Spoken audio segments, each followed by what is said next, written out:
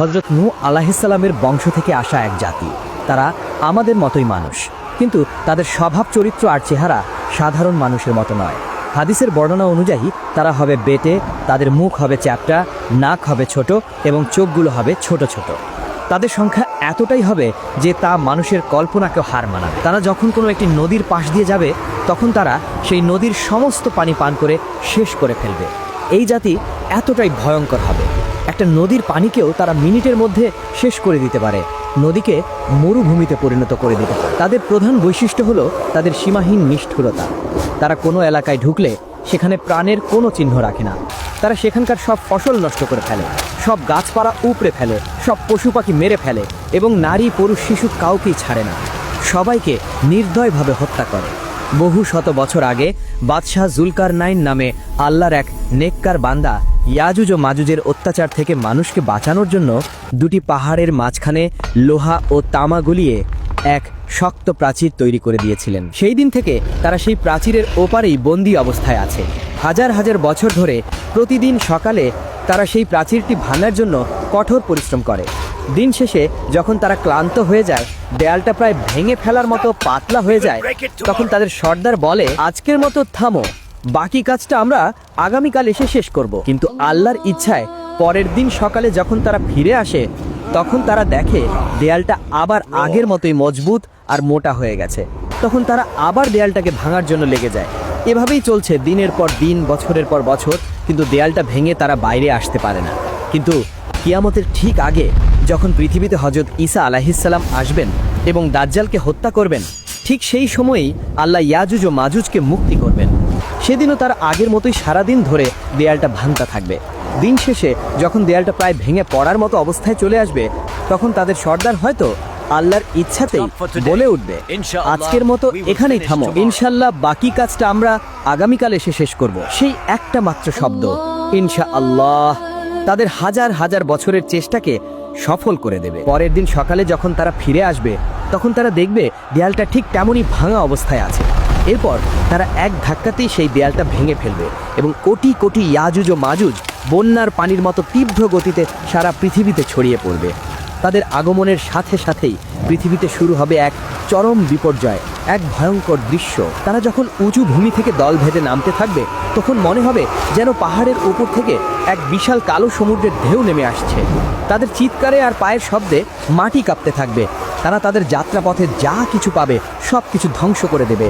সবুজ ফসলের মাঠ তাদের পায়ের নিচে পিষে ধুলোয় মিশে যাবে। ফলের বাগানগুলো তারা উপড়ে ফেলবে।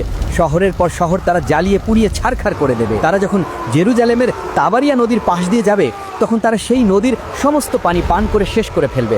নদীটা একদম শুকিয়ে মরুভূমির মতো হয়ে যাবে।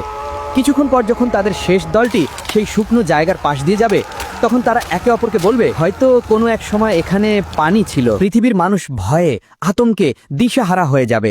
তারা নিজেদের ঘর বাড়ি ছেড়ে পাহাড়ের গুহায় এবং জঙ্গলে গিয়ে আশ্রয় নেয়ার জন্য ছুটতে থাকবে। কিন্তু ইয়াজুজ ও মাজুজের হাত থেকে পালানো প্রায় অসম্ভব হবে। তারা পৃথিবীর মানুষকে মারতে মারতে এমন এক পর্যায়ে পৌঁছাবে যখন তারা অহংকার করে বলবে, আমরা তো পৃথিবীর সব মানুষকে মেরে ফেলেছি, এবার তো পৃথিবীতে আমাদের কোনো শত্রু নেই, চলো এবার আকাশের ফেরেশতাদের মারি। এই বলে তারা আকাশের দিকে তাদের তীর ছড়বেন। আল্লাহর তাদের এই অহংকারকে পৃথিবীর মানুষের সামনে প্রকাশ করার জন্য সেই তীরগুলোকে রক্তমাখা অবস্থায় তাদের কাছে ফিরিয়ে দেবেন। রক্তমাখা তীর দেখে তারা আনন্দে চিৎকার করে বলবে, দেখো আমরা আকাশের ফেরেশতাদের মেরে ফেলেছি, এখন আমরাই এই মহাবিশ্বের শাসক। তাদের এই ভয়ঙ্কর অত্যাচারে পৃথিবীর ঈমানদার মানুষেরা খুবই বিপদে পড়ে যাবেন। হযরত ঈসা আলাইহিসসালাম এবং তার সাথে থাকা মুমিনরা তখন তুর পাহাড়ে আশ্রয় নেবেন। সেখানে তারা অনেক কষ্টে পড়বেন। খাবারের এমন অভাব দেখা দিবে যে একটা গরুর মাথার দাম 100টা সোনার মুদ্রার চেয়েও বেশি মনে হবে।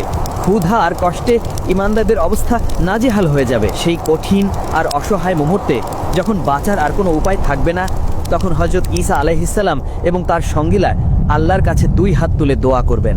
আল্লাহর তাদের দোয়া কবুল করবেন।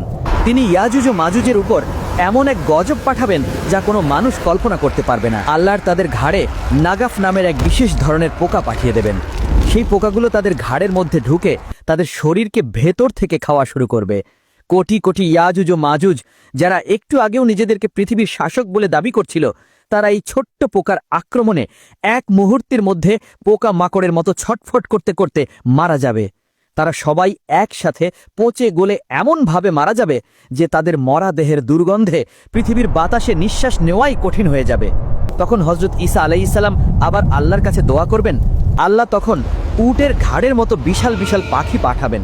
সেই পাখিরা ইয়াজুজ ও মাজুজের কোটি কোটি লাশ তুলে নিয়ে আল্লাহ যেখানে চাইবেন সেখানে ফেলে দিয়ে আসবেন।